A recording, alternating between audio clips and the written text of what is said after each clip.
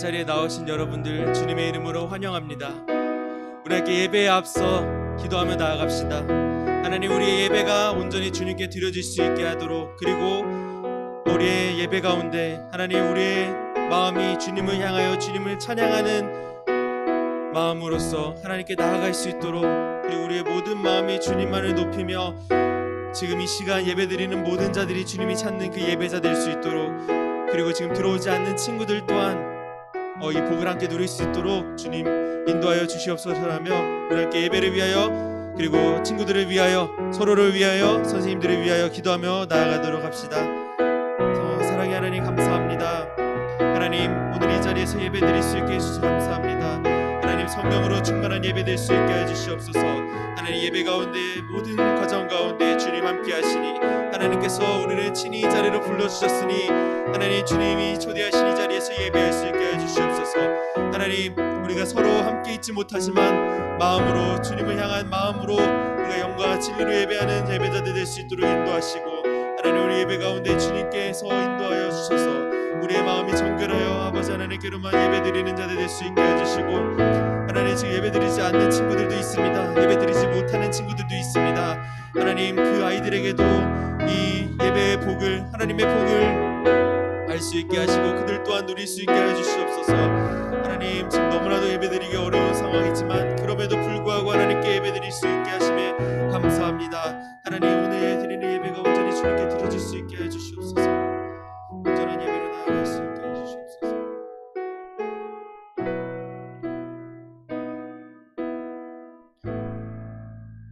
우리 함께 사도신경으로 우리의 신앙을 하나님께 고백하며 나아갑시다.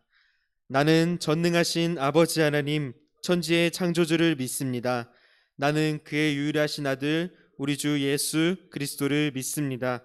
그는 성령으로 잉태되어 동정녀 마리아에게서 나시고 본디오 빌라도에게 고난을 받아 십자가에 못 박혀 죽으시고 장사된 지 사흘 만에 죽은 자 가운데서 다시 살아났으며 하늘에 오르시어 전능하신 아버지 하나님 우편에 앉아 계시다가 거기로부터 살아있는 자와 죽은 자를 심판하러 오십니다.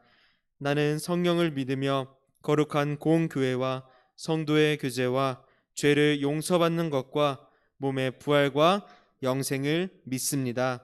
아멘. 우리 함께 기쁨으로 하나님께 찬양드리며 나아갑시다.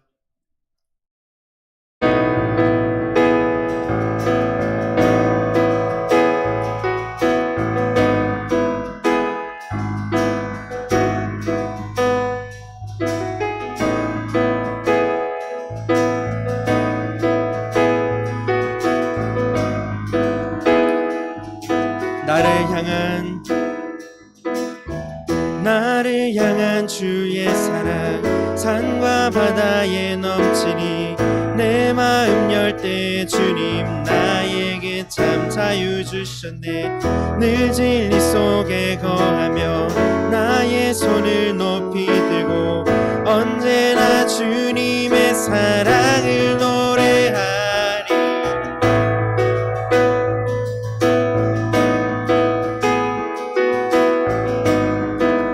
한 번 더 찬양합시다. 나를 향한 주의 사랑 산과 바다에 넘치니 내 마음 열 때 주님 나에게 참 자유 주셨네.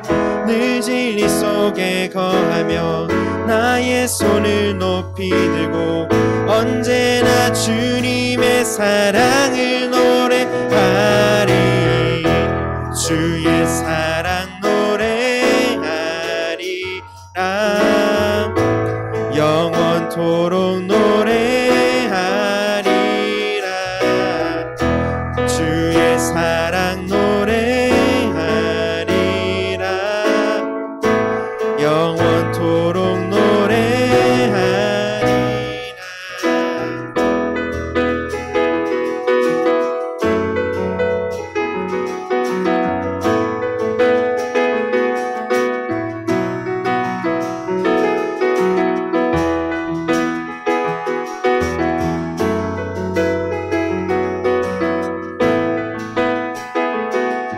다시 한번 찬양하며 나아갑시다. 나를 향한 주의 사랑 산과 바다에 넘치니 내 마음 열 때 주님 나에게 참 자유 주셨네. 늘 진리 속에 거하며 나의 손을 높이 들고 언제나 주님의 사랑을 노래하리. 주의 사랑 노래하리라. 영원토록 노래하리라. 주의 사랑 노래하리라.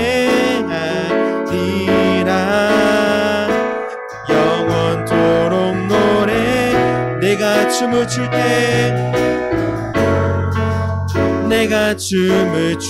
때 다 비웃겠지만 그들도 주 알게 되면 함께 기뻐 춤을 추게 돼. 내가 춤을 출 때 다 비웃겠지만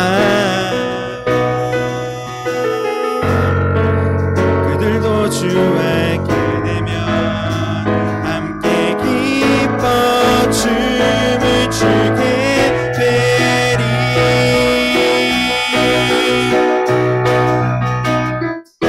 주의 사랑 노래하리라멘. 영원토록 노래하리라. 주의 사랑 노래하리라. 영원 한 번 더 주의 사랑 노래하리라. 주의 사랑 노래하리라. 영원토록 노래하리라. 주의 사랑 노래하리라. 영원토록 노래하리라. 아멘. 세상이 비웃고 우리를 욕할지라도 우리는 주님을 찬양하고 기뻐하며 주님 안에서 춤추며 예배하는 예배자 되길 간절히 소망합니다.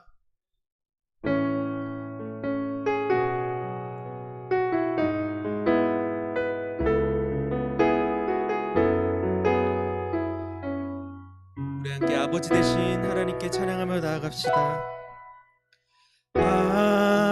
아버지,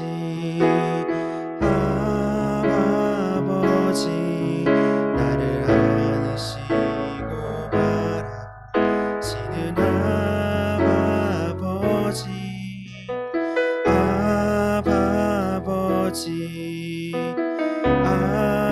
아버지, 나를 도우시고 힘주시는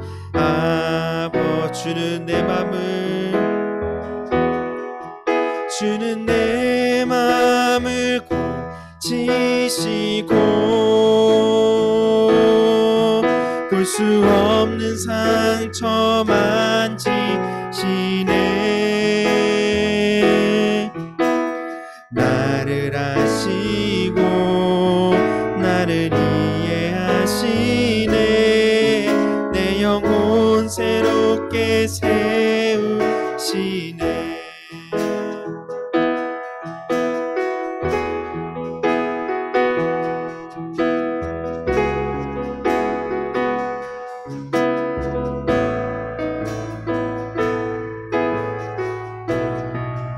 아버지, 아버지, 아버지, 나를 안으시고 바라보시는 아버지, 아버지, 아버지, 나를 도우시고 힘주시는. 우리 한 번 더 찬양합시다. 아버지,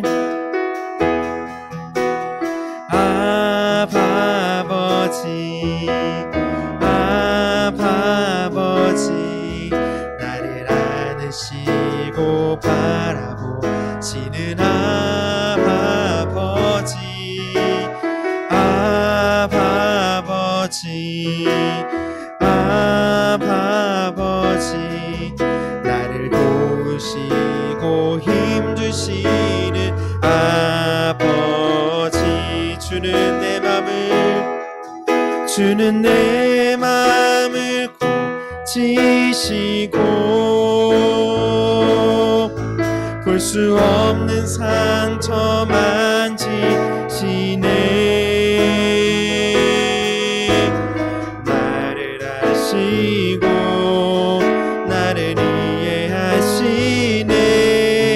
내 영혼 새롭게 주는 내 맘을 고치시고, 주는 내 맘을 고치시고 볼 수 없는 상처 만지시네. 나를 아시고 나를 이해하시네. 내 영혼 새롭게 세우시네. 우리 이 시간 하나님께 간절히 기도하며 나아갑시다. 우리 아버지 되신 하나님, 우리가 찬양할 때 정말 기쁜 마음으로 주 앞에 나와 예배할 때, 우리가 기쁘게 찬양하며 예배하고 주 앞에 나와 기도할 때 하나님 우리 안에 거하시고, 하나님 우리가 알지 못하는 그 아픔 또한 주님께서 다스려 주실 줄 믿습니다.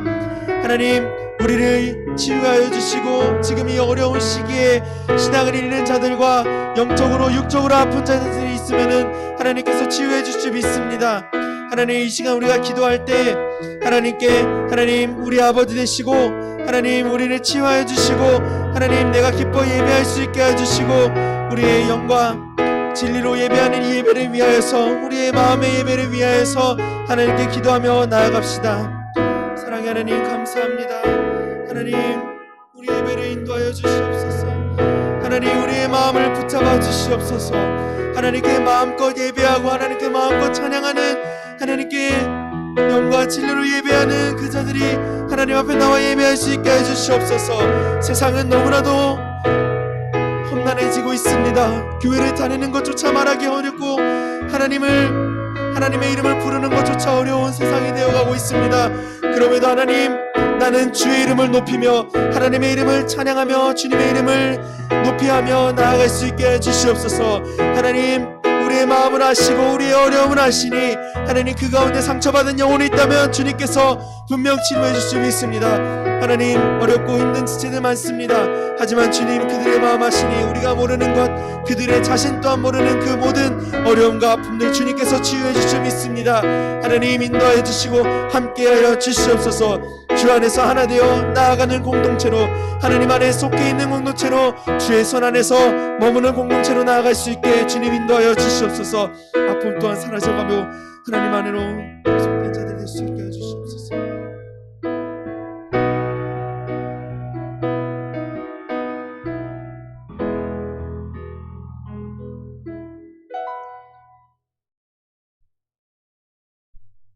사랑이 많으신 하나님 아버지, 오늘도 거룩한 주일을 맞이하여 고등부 예배를 들 수 있는 은혜 주심을 감사드립니다. 코로나19 바이러스로 인해 하나님 아버지께 마음을 다해 정성을 다해 힘을 다해 예배를 드리지 못한 지가 오래되었습니다. 고3들 졸업도 하지 못하고 신입생 환영회도 하지 못하고 교회 와서 예배를 드리는 것보다 집에서 편하게 올려놓은 예배드리는 것이 습관화되어 편안함에 익숙해져가는 현실이 참으로 안타깝습니다. 서로 모여서 예배드리며 교제하는 날이 언제 올지 알 수는 없지만 하루속히 일상생활로 돌아가는 그날이 오기를 간절히 기도합니다. 하나님의 뜻을 깨닫고 교회를 사모하는 마음이 간절해지도록 우리 고등부 친구들의 마음을 주관하여 주시고, 그 마음이 하나가 되어 합력하여 선을 이루는 한영교회 고등부가 되게 하옵소서. 오늘도 예배를 위해 열심히 준비한 찬양팀의 찬양을 기쁘게 받아주시고, 하늘의 신령한 은혜의 말씀을 선포하신 목사님께 은혜의 은혜를 내주셔서 날마다 고등부 친구들 위해 기도하실 때에 그 기도가 응답받는 귀한 시간이 되게 하소서. 이 모든 말씀 예배의 모범이 되신 우리 주 예수 그리스도의 이름으로 감사 기도드립니다. 아멘.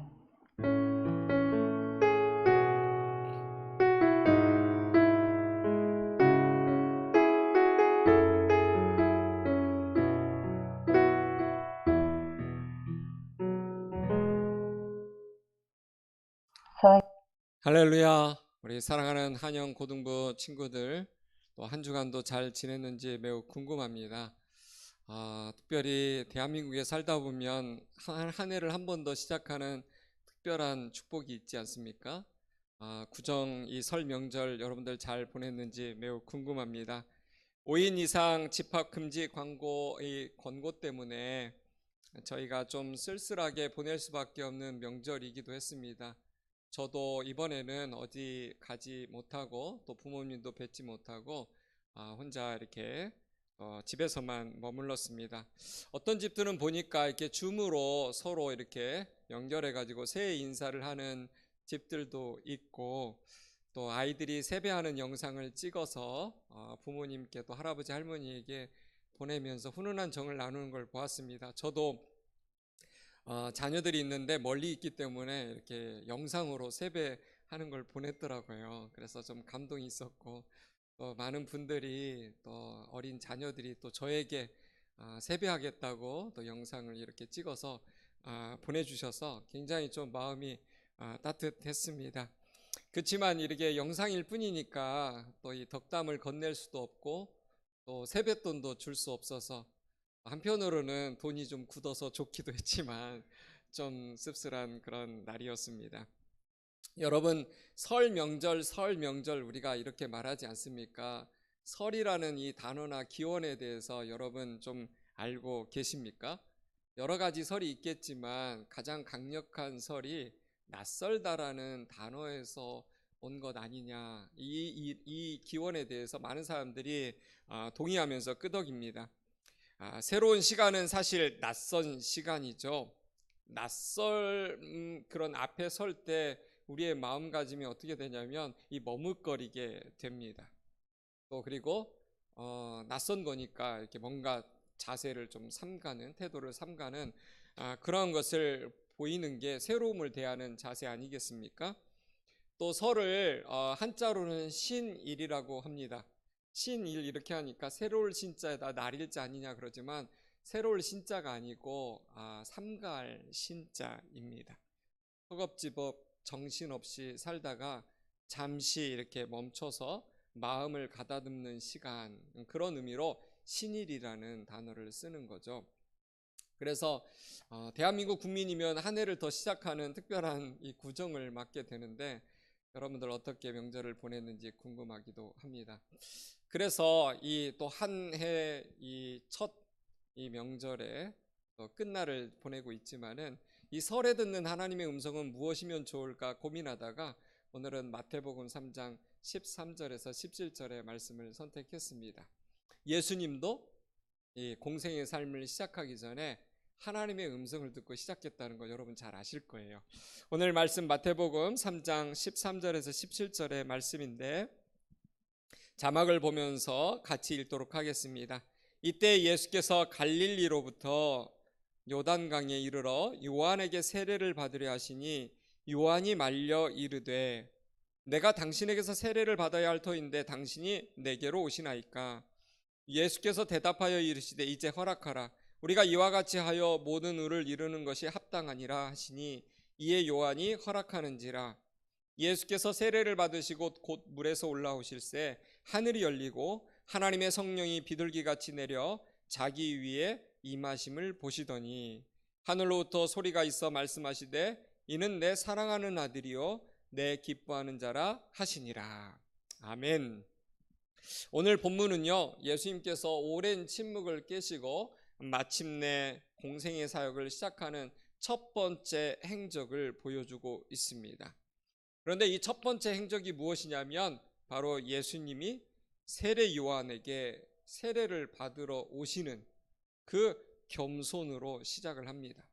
이 13절에 보니까 이때에 갈릴리로부터 요단강에 이르셨다고 했습니다. 그래서 이 구절에서 이때라는 말을 좀 더 주목할 필요가 있습니다. 누가복음에 보면은 예수님께서 이 가르침을 시작하셨을 때가 예수님이 한 30세쯤 되셨다고 했습니다. 그러니까 예수님은 베들레헴에서 태어나신 뒤에 30년 동안 조용히 기다림과 준비를 마치신 뒤에야 때가 되어서 요단강에서 첫 공적인 행동을 시작하신 것입니다. 사랑하는 여러분, 하나님의 일에는 항상 하나님의 때가 있습니다. 하나님은 언제나 정확한 때에 하나님의 일을 하십니다. 결코 늦거나 빠른 법이 없습니다.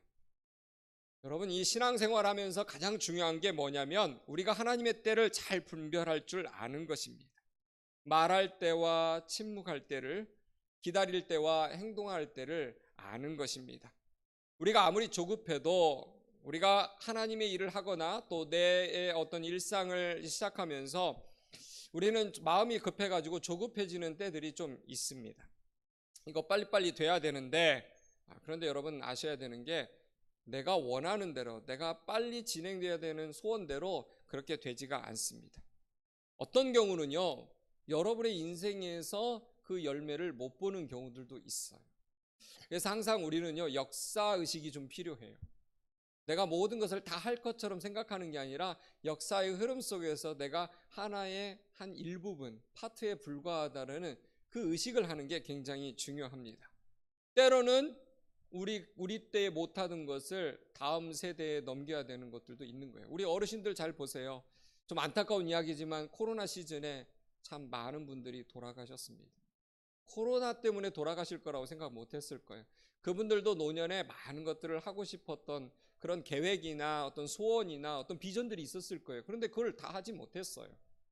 여러분, 우리가 잘 아는 대로 지금 200만 명이 거의 코로나로 인해서 세상을 떠났습니다. 그 200만 명의 사람들의 그 인생의 계획이 얼마나 많았겠어요. 자기가 이것을 꼭 이루고 죽어야 되는데 그런 계획을 했을 텐데 그러지 못하고 다음 세대에 어쩔 수 없이 바톤을 이어주고 이 땅을 떠난 분들이 계십니다. 아브라함도 그랬습니다. 모세도 그랬습니다. 다윗도 그랬습니다. 그런데 중요한 건 하나님께서 이런 놀라운 성경의 인물들을 쓰시기 전에 하나님께서 사람들을 이 세상의 이 무대에다가 이 중앙 무대에다가 세우시기 전에 사실은 언더그라운드 시절을 겪게 하신다는 것을 우리가 성경에서 볼 수가 있죠.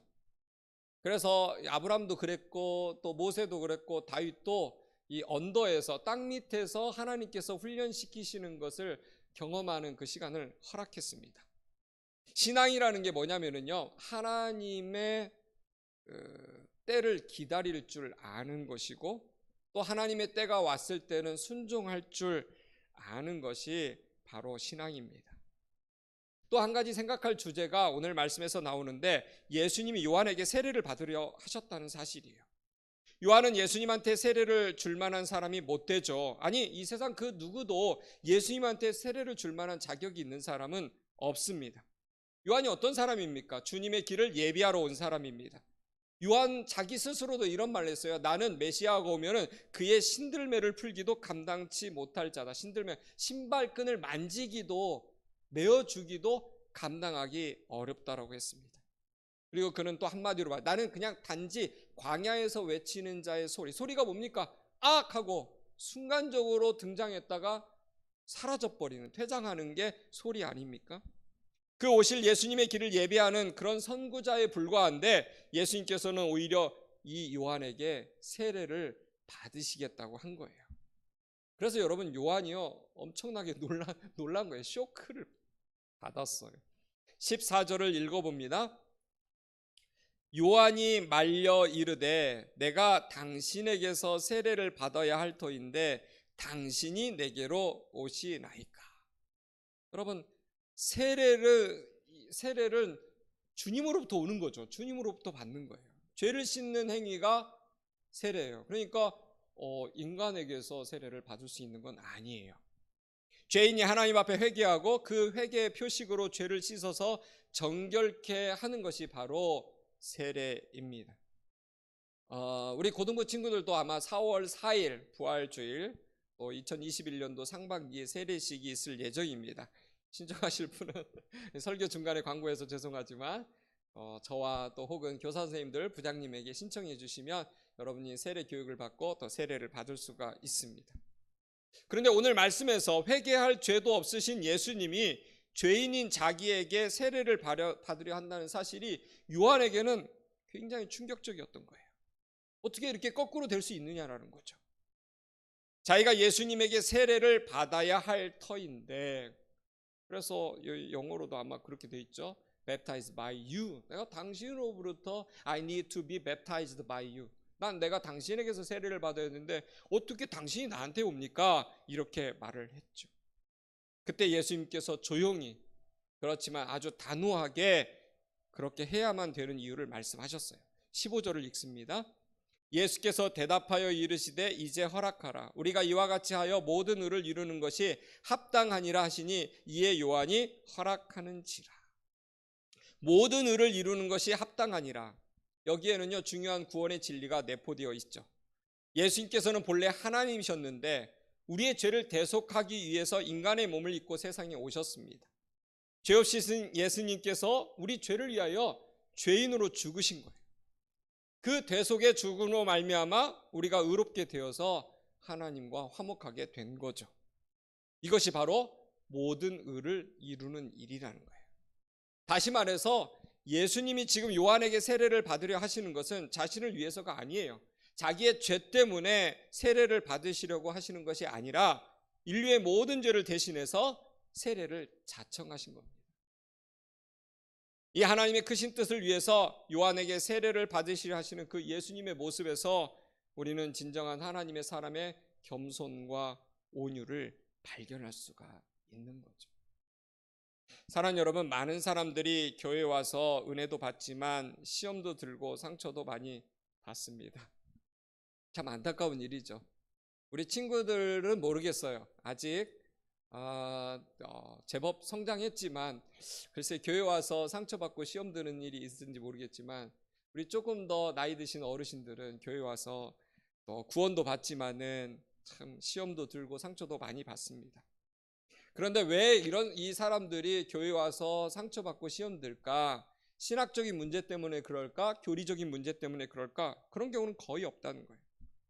대부분의 사람들이 교회 와서 상처받는 것은 자기가 기대하는 수준의 대접을 못 받기 때문에 그런 거예요.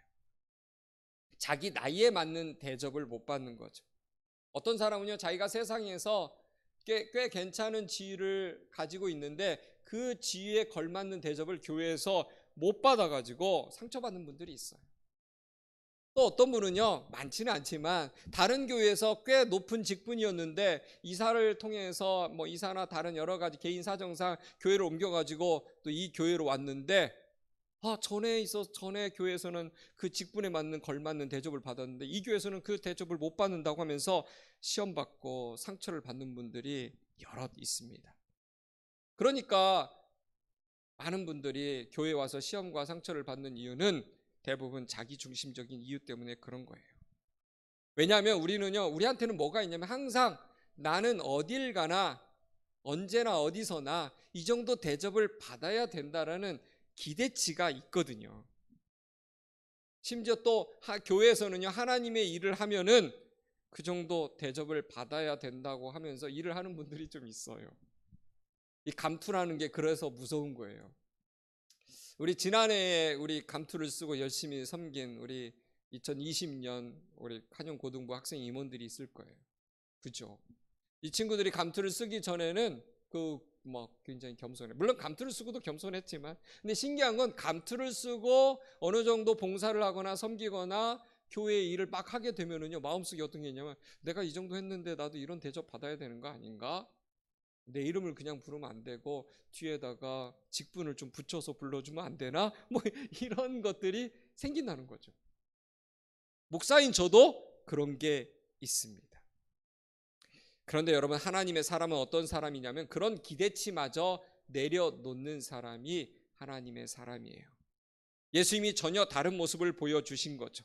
하나님의 모든 의가 이루어지기 위해서라면 자신의 길을 예비하러 온 아주 작은 종에 불과한 세례 요한에게라도 세례를 받겠다는 그 예수님의 겸손, 자신이 평생 대접을 받아야 되는 제자들의 오히려 그 발을 씻어주는 겸손. 이것이 바로 예수님이 우리에게 보여준 신앙인이란 이런 것이어야 된다는 것을 보여준 그 자세인 거죠. 사랑하는 여러분, 우리가요 하나님의 사람으로 살아갈 때 반드시 갖춰야 될 자세가 바로 이런 자세입니다. 16절을 읽습니다. 예수께서 세례를 받으시고 곧 물에서 올라오실새 하늘이 열리고 하나님의 성령이 비둘기같이 내려 자기 위에 임하심을 보시더니. 이게 굉장히 중요한 장면이에요. 세례를 받으시고 물에서 올라오실새 하늘이 열렸다, 이렇게 돼 있죠. 받고 올라오는데 하늘이 열렸다. 마태복음에는 요 순서인데 누가복음에는 추가 설명 하나가 더 덧붙여져 있는데 누가복음 3장 21절을 한번 보겠습니다. 21절 보면 백성이 다 세례를 받을새 예수도 세례를 받으시고, 그 다음이 뭐냐면 기도하실 때에 하늘이 열리며. 차이점 보셨어요? And as he was praying, 그가 기도하면서 동시에 일어난 일이 뭐냐면 heaven was opened라고 되어 있다는 거죠. 물에서 올라오실 때 하늘이 열렸다고 되어 있지만 누가복음은 아주 디테일하게 설명해요. 누가복음 누가가 썼죠. 근데 누가가 직업이 뭐예요? 의사잖아요. 아주 촘촘하게 디테일하게 예수님이 했던 그런 것들을, 일어났던 일들을 아주 디테일하게 빠짐없이 기록을 했거든요. 뭐라고 되어 있습니까? 예수님이 세례를 받으시고 물에서 올라오시는데 그때 주님이 뭐 하셨다? 기도하셨다. 그리고 그때 하늘문이 열렸다. as라는 as가 뭡니까? 뭐뭐 하는 동시에 동시에 일어나는 일은 뭐다? 이렇게 되는 거죠. 네. 세례를 받으시고 기도하실 때 하늘이 열렸다. 사랑하는 여러분, 잘 들으세요. 언제 하늘이 열리는 줄 아십니까? 네, 여러분들이 오랜 시간 초등학교 때부터 중학교 1호일까지 많은 성경 이야기를 듣다 보니까 성경이 어떻게 되냐면은 실화라고 생각하기보다는 동화처럼 들은 분들이 많아요. 전설 같은 이야기로 듣는 거예요. 에이, 뭐 하늘이 열리겠나? 여러분, 분명히 여기 얘기해주고 있어요. 언제 하늘이 열린다고요? 기도할 때 하늘이 열리는 거예요. 예수님께서는요, 구원받은 성도가 은혜의 감격에 충만한 채로 기도하면 하늘이 열린다는 것을 직접 보여주셨어요. 그러나 여러분, 기도할 때 어떤 일이 일어나는 거냐면 하늘이 열리는 거예요. 세상을 보고 사람을 보면 절망뿐이죠. 그러나 하나님의 백성들은 어떤 사람들이냐면 항상 기도하는 사람들이에요. 기도하는 사람은 또 어떤 사람이냐? 같은 절망적인 현실 속에서도 쉽게 절망하지 않는데, 그 이유가 뭐냐면 기도 가운데 영의 눈을 들어서 열린 하늘을 볼 수 있기 때문에 그런 거예요. 그래서 기도하는 사람이 힘이 있는 이유가 뭐냐면 하늘이 열리면서 하늘의 것이 그 사람의 인생에 쏟아지기 때문에 그런 거예요. 여러분, 하늘이 열리는 경험을 하고 그래서 전혀 다른 세계를 본 사람은요, 절대 세상에 대해서 실망하거나 절망하거나 낙담하지 않습니다. 조금은 흔들릴 수 있겠죠. 우리의 지식과 경험을 초월하는 4차원적인 하늘의 세계를 경험한 사람은, 바로 하나님의 세계를 경험한 사람은 세상에서 당하는 여러 슬픈 현실이나 이런 낙담할 만한, 절망할 만한, 소망이 끊어질 만한 일들에 그렇게 흔들리지 않는다는 거예요. 하늘이 열리는 것을 본 사람은 슬프거나 외롭거나 낙심 가운데 오래 머물지 않습니다. 어떠한 역경도 담대히 이겨내며 하나님이 주신 약속을 붙잡고 찬양하면서 하루를 살아낼 수가 있는 거예요. 여러분, 오늘 하루를 무엇으로 시작하셨습니까? 한번 정직하게 우리를 잠깐 오전에 있었던 일을 한번 반추해 봅시다. 여러분, 눈을 뜨자마자부터 무엇을 만졌습니까? 아니, 아버지 하나님을 불렀습니까? 아니면 나도 모르게 그냥 습관처럼 핸드폰이 어디 있나 만지면서 무엇이 왔나 열어보고, 네이버에는 뭐가 떴나 열어보고, 수많은 포털 뉴스들을 막 보고, 또 막 빠르게 막 페북이나 카톡이나 인스타를 막 뒤지면서 나에게 혹시 남겨져 있는 메시지는 무엇인가, 혹시 그러면서 하루를 시작하지는 않았습니까?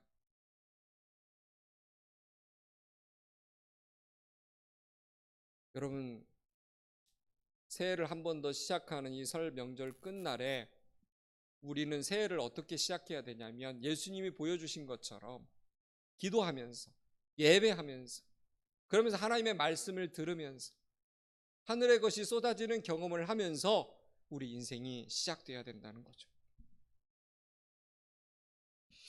그래서 여러분, 오늘 이 설 명절 끝날에 그래도 또 자세를 고쳐서 또 모니터 앞에서 또 핸드폰으로 예배하는 여러분들이 정말 복된 사람들입니다.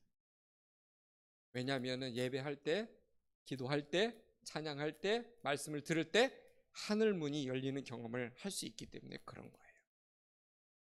그래서 여러분, 코로나 여러분 조금 하향 조정되긴 했지만 여전히 2단계예요. 2단계예요. 여전히 5인 모임 집합 금지 권고 명령이 내려져 있어요. 힘들죠. 계속해서 어렵습니다. 벌써 코로나 한 지가 1년이 지나버렸습니다. 여전히 땅의 현실은 굉장히 힘들어요. 그런데 여러분, 영적인 신비가 있어요. 우리가 기도하고 예배하고 말씀을 들으면서 찬양하면서 나아가면 이 땅의 현실 때문에 우리 인생이 그렇게 힘들어하지 않는다는 거예요. 하늘문이 열린 다음에 어떤 일이 일어났습니까? 말씀에 보면 하나님의 성령이 비둘기같이 내려서 예수님 위에 임했다고 했어요. 물 세례도 받았지만 성령 세례도 함께 온 거예요. 진정한 세례라는 건 뭐냐면 성령 세례를 경험하는 거죠. 온 몸을 통해서, 온 인격을 통해서 하나님께서 성령의 임재를 내게 덮어주시는 거예요. 인간의 몸을 입고 오신 예수님께서는 귀신을 쫓아내고 기적을 행하고 병을 고치고 말씀을 선포하기 위해서 이 성령님의 능력이 필요했습니다. 만약에 예수님이 인간의 몸을 입지 않았더라면 하나님의 아들이신 예수님께는 이런 것들이 필요가 없었겠죠. 그러나 아무리 하나님이시지만 인간의 몸을 입고 계신 예수님조차도 사실은 사역을 시작하기 전에, 무언가 큰 일을 하기 전에 물세례와 함께 성령의 세례, 성령의 임재로 충만해야 했다는 사실이에요. 그래야 그 능력이 있어야만 예수님 앞으로 펼쳐질 사역에서 당할 어려움들을 다 뚫어낼 수가 있었던 거죠.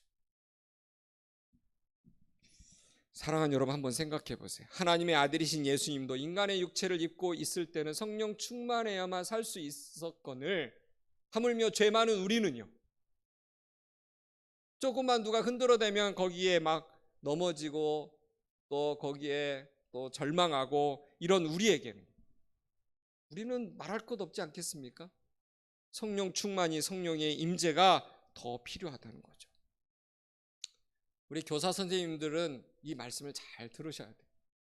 성령의 임재 없이, 성령의 충만함 없이 여러분이 하나님의 일을 할 수 있다라고 착각하시면 큰일 납니다. 여러분이 아무리 신앙의 연수가 대단해도 하루하루 성령 충만하지 않으면 하나님의 사람들 잘 다룰 수가 없어요. 케어하기 힘들어요. 그냥 단지 인간적인 힘과 노력만 그냥 해댈 뿐이에요. 우리는 기억해야 합니다. 저도 마찬가지입니다. 어찌 성령의 임재 없이, 성령의 충만함 없이 설교할 수 있겠습니까? 어찌 내가 성령의 충만함 없이 계속해서 우리 친구들을 위해서 기도할 수 있겠습니까? 내가 성령의 충만함 없이 어떻게 사람들을 변화시킨다라고 나설 수 있겠습니까? 애시당초 불가능한 일이에요. 하나님의 일은 성령 충만해야 돼요. 그래서 여러분, 사도행전 1장 8절에도 오직 성령이 너에게 임하시면, 전제가 달려있어요. 조건이 달려있어요. 성령의 충만함이 있어야만 내가 수많은 일들을 감당해낼 수 있다는 거죠. 성령의 임재가 없다면 무서운 사탄의 공격과 사람들의 비난과 이 혼란을 뚫어낼 수가 없습니다. 이 세상 얼마나 힘들어요? 지난 한 해, 올 한 해, 지금 벌써부터 정말 영적인 맷집이 없이는 살아갈 수 없는 크리스찬의 세계가 대한민국의 세계 아닙니까? 인간적인 열심과 책임감만으로는 금방 쓰러질 것입니다. 성령님께서 붙들어 주셔야 장거리 경주라고 할 수 있는 이 크리스찬의 마라톤의 삶을 우리가 살아낼 수 있는 거예요. 그래서 하나님의 일을 하고 싶다, 하나님의 뜻대로 하나님의 때에 맞춰서 살고 싶다, 그렇다면 여러분, 성령의 기름 부으심이 먼저 채워져야 된다는 거예요. 어떻게 한다고요? 기도할 때 성령의 기름 부으심이 온다는 거죠. 성령의 임재로 프레시하게 내가 채워지지 않으면 우리는 금방 매너리즘에 빠지게 되는 거예요. 왜 여러분이 예배할 때마다 힘든지 아십니까? 왜 내가 예배할 때마다 마음이 경직되고 마음이 굳고 이런 쓸데없는 행위를 내가 해야 되는가? 이런 말도 안 되는 이런 의문들이, 의심들이, 불신들이 막 왜 생겨나는 줄 아십니까? 예배는 성령의 임재가 있어야만, 성령의 기름 부으심이 있어야만 드릴 수 있기 때문에 그런 거예요. 그래서 여러분, 하나님은 영이시니 예배하는 자가 신령과 진정으로 예배할지니라. 하나님은 영이시기 때문에 인간적인 지혜와 지식으로 나아갈 수 없다는 거예요. 하나님이 성령님이시기 때문에 성령의 감동된 마음과 성령의 감동된 지식과 성령이 감동시켜 주시는 자세로 하나님 앞에 예배할 수 있다. 그게 바로 요한복음 4장의 내용이죠. 성령의 임재를 체험한 사람은 어떤 사람인지 아십니까? 날마다 프레시하게 오븐에서 갓 구워낸 신선한 빵을 먹는 것처럼 하나님의 임재를 체험받으면요, 무슨 일을 만나든지 사실 기대가 될 뿐이에요. 같은 사건을 보고도 관점이 달라지는 이유는 성령의 임재가 있느냐 없느냐의 차이인 거죠. 저는 여러분에게 그 일이 임했으면 좋겠습니다. 하늘문이 열리고 성령이 예수님 위에 임재하셨을 때 하늘로부터 소리가 들렸습니다. 17절입니다. 하늘로부터 소리가 있어 말씀하시되 이는 내 사랑하는 아들이요 내 기뻐하는 자라 하시니라. 여러분, 이거 진짜 보기 드문 세팅인데요, 잘 봐야 돼요. 여기 보면은 성경에서 성부 하나님, 성자 예수님, 성령 하나님, 이 삼위일체가 한 장소에서 딱 같이 나타나서 보이는 이런 세팅은요 거의 없어요. 그런데 바로 예수님이 세례를 받으실 때 이 세팅이 딱 된 거예요. 예수님이 요단강 차가운 물에 차가워 하면서 들어가실 때 실제로 물리적으로 요단강 물에 닿아서 그걸 피부로 느끼는 분은 성자 예수님이에요. 이때에 하늘에서 성부 하나님이 음성을 내시죠.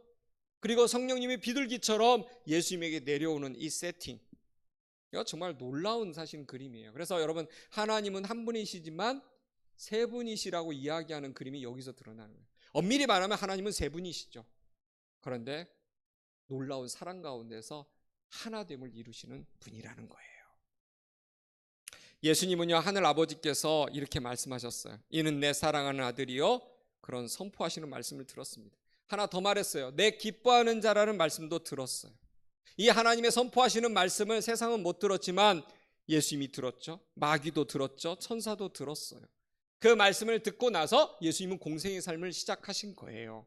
여러분, 그 다음 본문에 나오는 이야기가 뭔지 아시죠? 마태복음 3장 다음에 마태복음 4장에 무슨 이야기가 나와요? 예수님께서 광야로 내몰려서 시험을 받은 사건이 나오는 거예요.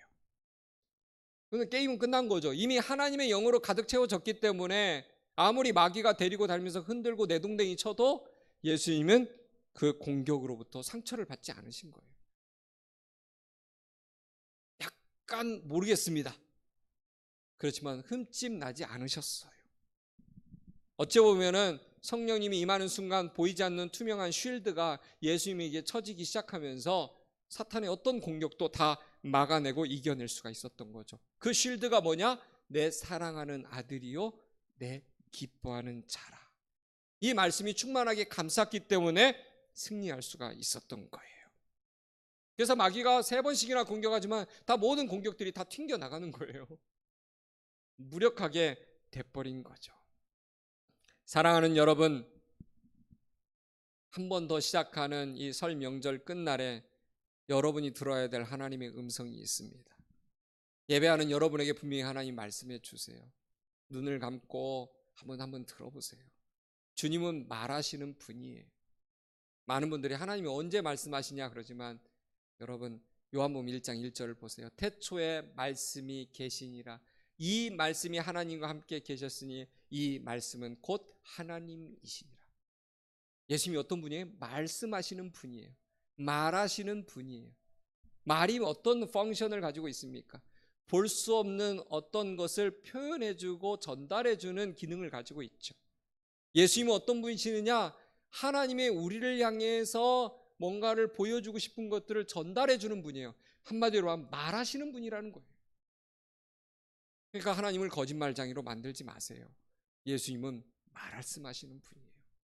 침묵하시는 게 아니라 어마어마하게 우리에게 많은 말을 하시는 분이에요. 이는 내 사랑하는 아들이요 내 기뻐하는 자라. 예수님이 들었던 그 음성이 오늘 여러분에게도 들려질 하나님의 음성이라는 거예요. 사랑하는 여러분, 저는 이런 축복이 오늘 예배를 시작하고 또 세상 속으로 나아가는 여러분들에게 꼭 임했으면 좋겠습니다. 매일 들어야 돼요. 이는 내 사랑하는 아들이요 내 기뻐하는 자라. 이는 내 사랑하는 정한이요 내 기뻐하는 정한이니라. 이는 내 사랑하는 지혜요 내 기뻐하는 지혜니라. 이는 내 사랑하는 열이요 내 기뻐하는 열이니라. 우리 1학년 친구들만 언급해서 미안하지만 정말 그렇다는 거예요. 저는 우리 사랑하는 한영고등부 친구들이 이런 예수님이 들었던 그 음성이, 하나님의 음성이 여러분의 귀에도 쟁쟁하게 들렸으면 좋겠습니다. 이는 내 사랑하는 아들이요 내 기뻐하는 자라. 우리 교사 선생님들, 우리 사랑하는 친구들에게 매일매일 눈을 뜰 때마다 네이버 뉴스가, 구글이, 페북이, 인스타가, 틱톡이 여러분에게 전해주는 그 어떤 메시지보다 더 강력하게 여러분의 인생 가운데 임하기를 주님의 이름으로 축원합니다. 기도하겠습니다. 하나님 아버지, 오늘도 마태복음 3장 13절에서 17절의 말씀을 나누면서 우리에게 말씀해 주셔서 감사합니다. 우리가 오늘도 하나님 앞에 앉아 있고 또 집중해서 서 있을 수 있는 이유는 주님께서 우리를 사랑하시기 때문입니다. 그리고 주님의 임재 앞에 나올 수 있도록 초청받은 까닭에 우리가 여기 있는 줄 믿습니다. 오늘 말씀 속에서 예수님은 공생애 시작하시기도 전에 기도할 때 하늘문이 열리고 성령의 임재를 체험하고 하나님의 음성으로 자신을 가득 채웠던 것을 우리가 함께 보았습니다. 우리도 그렇게 되기를 원합니다. 하나님, 다시 한번 시작하는 이 구절 명절의 끝날에 우리가 늘 주님의 축복된 음성을 듣게 하여 주옵소서. 더불어 성령의 불을 받았던 예수님처럼 우리도 성령의 임재를 경험하게 하여 주옵소서. 그래서 강하고 담대한 은혜 충만한 마음으로 세상과 싸워 이기게 하여 주시고 펼쳐주시는, 열어주시는 2021년 멋지게 승리하며 나가게 하여 주옵소서. 그렇게 하시는 주님을 신뢰하며 예수님의 이름으로 기도했습니다. 아멘. 헌금하는 시간 갖도록 하겠습니다.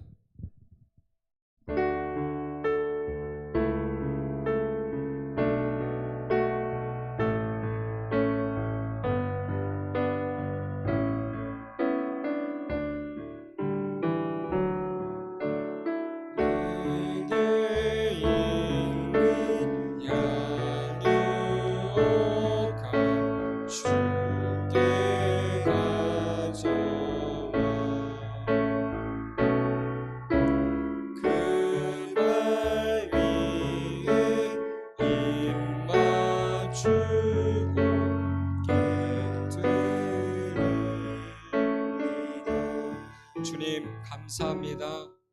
오늘도 하나님 앞에 나오면서 우리가 하나님의 음성을 들으려 나왔지만 사실은 우리 인생 전부를 하나님 앞에 몽땅 다 드리려고 나왔습니다. 하나님 받아 주시옵소서. 더불어 하나님 우리에게 주신 귀한 물질의 일부도 구별해서 하나님 앞에 드렸습니다. 금양하여 주시고 우리가 하나님을 향해서 이렇게 후한손을 갖듯이 세상에 우리의 사랑이 필요한 곳에서 후한손이 될 수 있도록 날마다 우리의 시야를 축복하여 주시옵소서. 지금은 우리 주 예수 그리스도의 은혜와 하늘아버지의 극진하신 사랑하심과 성령님의 교통하심이 이는 내 사랑하는 아들이요 내 기뻐한 자라는 음성을 듣고 3년 반의 놀라운 공생의 삶을 감당하고 승리하신 주님처럼 우리 사랑하는 한영고등부 친구들도 그런 음성 가운데 승리하기를 바라는 그 소원 가운데 이제로부터 영원토록 함께 계시기를 간절히 축원하옵나이다. 아멘.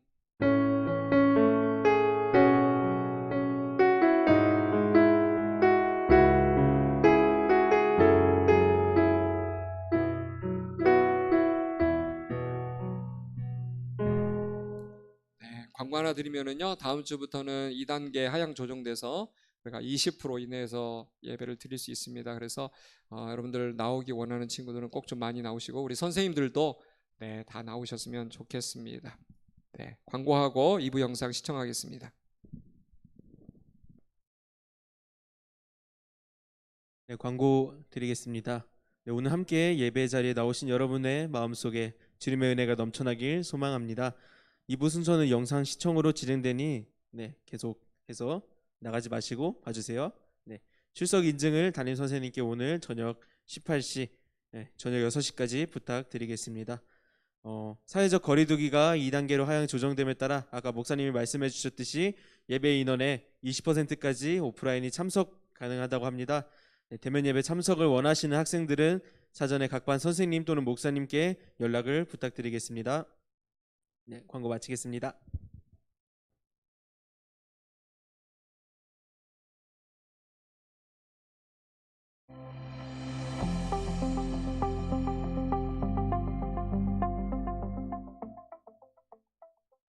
안녕하세요. 세인트폴 세계관 아카데미의 정소영입니다. 지난 시간 저는 우리의 생각이라는 것이 출처와 기원이 있는데 그것을 세계관이란 단어로 표현한다고 말씀드렸습니다. 그리고 그 세계관이 우리의 삶의 전반을 지배하면서 일상에서 수많은 판단과 선택과 결정에 엄청난 영향력을 미치고 있다는 사실을 아는 것이 정말 중요하다고도 했습니다. 21세기를 살고 있는 우리에게 가장 큰 영향력을 미치고 있는 세계관은 인본주의입니다. 인본주의는 말 그대로 인간 중심주의란 뜻이죠. 초월자인 신, 더욱 구체적으로 말하면 기독교의 하나님을 배제하고도 인간사의 모든 것을 해석할 수 있고 의미를 부여할 수 있다는 세계관이 바로 인본주의입니다. 저희가 지난 시간에 살펴본 찰스 다윈은 종의 기원이라는 책을 통해 진화론적 세계관을 이 땅에 펼쳐놓았습니다.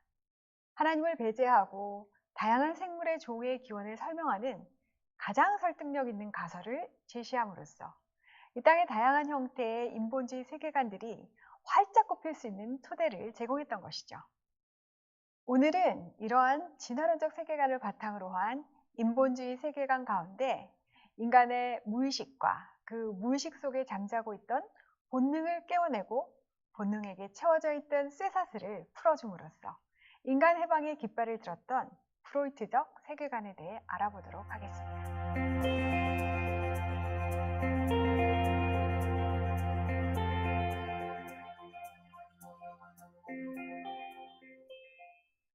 20세기 가장 위대한 과학 정신을 가진 사람 중 하나이자 현대 정신 분석학의 아버지라고 불리는 지그문트 프로이트. 그는 인간이 관심을 가졌던 정신세계의 범위를 의식에서 무의식으로까지 확장함으로써 인간 이해의 새로운 지평을 연 사람입니다. 프로이트는 인간이 눈에 보이는 행동만으로 판단할 수 있는 그런 단순한 존재가 아니라고 생각했습니다.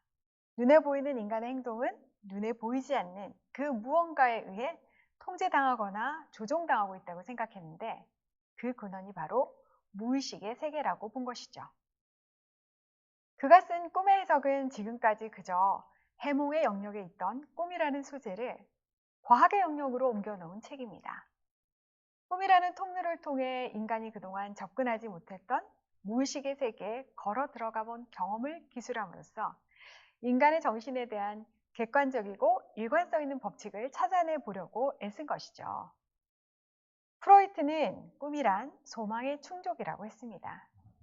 인간의 무의식의 소개 속에 깊이 숨겨진 욕망과 욕구가 깨어있는 동안에는 감히 드러나거나 나타나지 못하고 있다가 의식의 통제가 느슨해지는 잠자는 틈을 타서 슬그머니 꿈으로 나타나게 된다는 것입니다.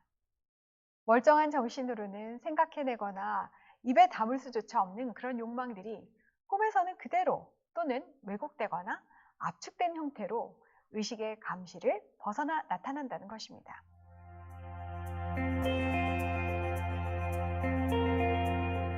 프로이트는 인간의 정신세계를 어떻게 설명하고 있을까요? 의식과 무의식으로 인간의 정신세계를 구분했던 프로이트는 연구를 거듭하면서 인간을 이드, 에고, 슈퍼에고라는 세 가지 얼굴을 가진 존재라고 생각하게 되었습니다. 스스로도 잘 알아채지 못하지만 인간의 본능적인 욕구의 영역을 담당하고 있는 원자 이드와 의식의 세계에서 활동하며 합리적인 판단과 선택을 내리는 자아, 에고, 그리고 좀 더 이타적이고 도덕적인 기준에 부합하고자 애쓰며 자아를 넘어서는 선택과 판단을 가능하게 하는 초자아, 슈퍼 에고로 말입니다. 프로이트는 본능적 욕구 영역을 담당하는 이드와 그 욕구 가운데서도 특히 성적인 욕구에 관심을 많이 가졌습니다. 성적인 욕구를 만족시키고자 하는 열망과 에너지를 리비도라고 했는데 넓은 의미에서 생명에 대한 에너지라고 보아도 무방하다고 합니다. 프로이트는 인간의 발달 과정을 성적인 욕구의 변천 과정으로 설명하기도 했고 인간의 성적인 욕구를 억누르는 것이 신경증의 원인이 되기도 한다고 하면서 이러한 욕구를 발산 또는 해소하는 것이 바람직하다고 했습니다. 물론 무절제하거나 폭력적이거나 반사회적인 형식은 아니지만 말입니다. 현대 정신의학에서는 지나치게 성적인 욕구에 집착한 프로이트의 이론이 많이 수정 보완되었다고 합니다. 하지만 지금까지 금기시되었던 성적 본능에 대한 공개적인 이야기, 또 그것을 긍정하기까지 한 프로이트의 이론은 오늘날의 개방적인 성문화에 많은 영향을 미쳤습니다.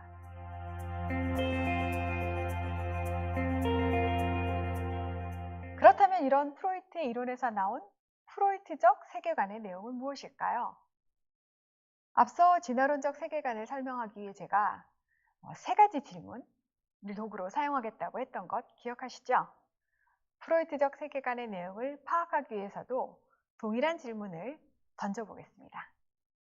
첫째, 프로이트적 세계관은 인간을 어떤 존재로 보고 있을까요? 프로이트는 기본적으로 진화론을 바탕으로 인간 역시 어떤 단세포와 같은 공통의 조상을 가진 동물이라고 생각했습니다. 특히 다른 동물과 마찬가지로 인간은 무의식 세계 속에 숨어있는 본능에 많이 좌우되는 동물이죠. 프로이트는 인간을 고상한 덕을 추구하는 존재라기보다는 본능, 특히 성적인 욕구를 탐하며 그 욕구에 휘둘리며 사는 존재라고 생각했습니다. 그러면 이런 본능적인 인간들이 살고 있는 이 사회에 문제가 발생하는 원인은 무엇일까요? 프로이트는 인간의 본능을 긍정하는 사람입니다. 굳이 그것을 억압해야 한다고 말하지 않았습니다. 오히려 인간의 본능적인 욕망을 잘 해소하는 것이 중요하다고 생각했습니다. 그래야 스트레스가 쌓이지 않고 정신병에도 걸리지 않는다고 말입니다. 문제는 이런 본능을 억압하는 사회적인 기대들입니다. 특히 종교는 인간에게 매우 좋지 않은 것입니다. 프로이트는 종교를 마치 어린아이가 아버지의 보호를 원하는 것처럼 미성숙한 인간 역시 육신의 아버지의 대체물인 하나님의 보호를 찾고 있다는 것이라고 했습니다. 그 하나님은 인간에게 이러저러한 도덕률을 제시하는데 특히 성적인 욕망을 터부시하기 때문에 인간을 불행하게 만든다고 했습니다.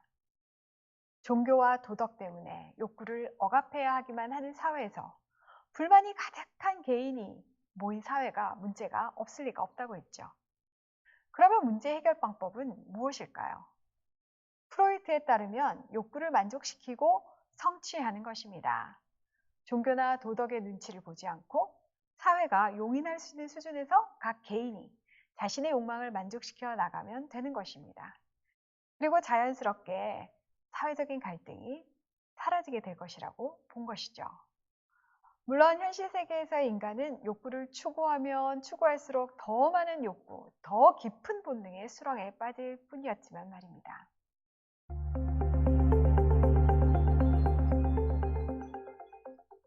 그렇다면 성경은 인간을 어떤 관점으로 보고 있을까요?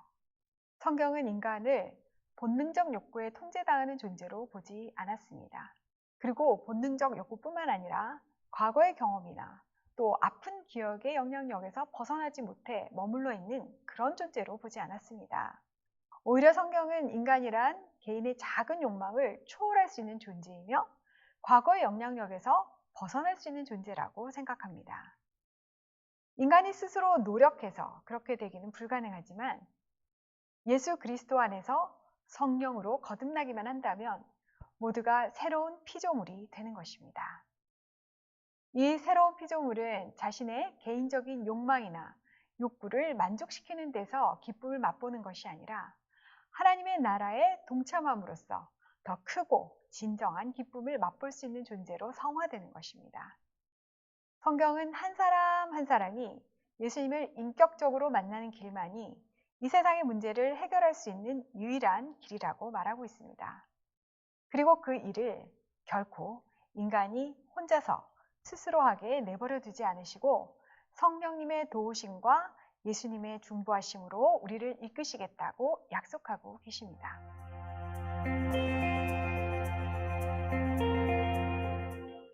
프로이트적 세계관은 예술과 과학에도 많은 영향을 미쳤지만 특히 우리 사회에 결혼에 관한 생각에 많은 변화를 일으킨 것 같습니다. 과거에는 결혼이란 한 남자와 한 여자가 만나 일평생을 함께하며 자녀를 낳아 기르는 가족 공동체로 살아가는 것을 의미했습니다. 그리고 성은 오직 부부간에만 허락되는 일이었습니다. 그것이 성경의 가르침이기도 했고 우리 사회의 보편적인 생각이기도 했습니다. 그러나 요즘에는 결혼과 성적 욕구의 만족을 별개의 문제로 인식하는 경우가 많습니다. 결혼을 하지 않은 관계여도 서로 합의만 하면 성적인 욕구를 채울 수 있다고 말입니다. 혼전 순결을 이야기하면 비웃음을 당하고 간통죄는 더 이상 형법상 죄가 아니게 되었습니다. 순간적이고 이례적인 만남을 원초적 본능에 충실한 솔직한 행동이라고 생각하는 경우도 많은 것 같습니다. 그러나 이러한 생각들이 실제로 개인의 행복과 사회의 평안을 위해 바람직한 것일까요? 성경은 결혼을 하나님께서 만드신 최초의 제도라고 말하고 있습니다. 본능적인 욕구에 휘둘리는 나약한 인간에게 일평생 오직 한 사람만을 사랑하라고 명령하시고 그것을 훈련하게 하신 하나님 아버지의 뜻이 어디에 있을까요? 오늘은 그 이유를 한번 깊이 생각해보는 시간을 가지시면 좋을 것 같습니다. 오늘은 프로이트적 세계관에 대해 알아보았는데 어떠셨나요? 여러분은 프로이트에게 설득당하여 내 자신의 욕구와 본능에 충실한 삶이 좋은 삶이라고 믿고 살아가고 계십니까? 아니면 본능을 초월하여 하나님의 말씀이라는 고차원적이고 고상한 논리를 내 삶의 중거로 삼을 만하다고 믿고 그 믿음대로 살고 계십니까? 다음 시간에는 너무도 유명한 칼 마르크스와 그가 주창한 공산주의 세계관과 그에 대한 성경적 세계관을 알아보려고 합니다. 다음 시간도 많이 기대해 주시기 바랍니다. 감사합니다.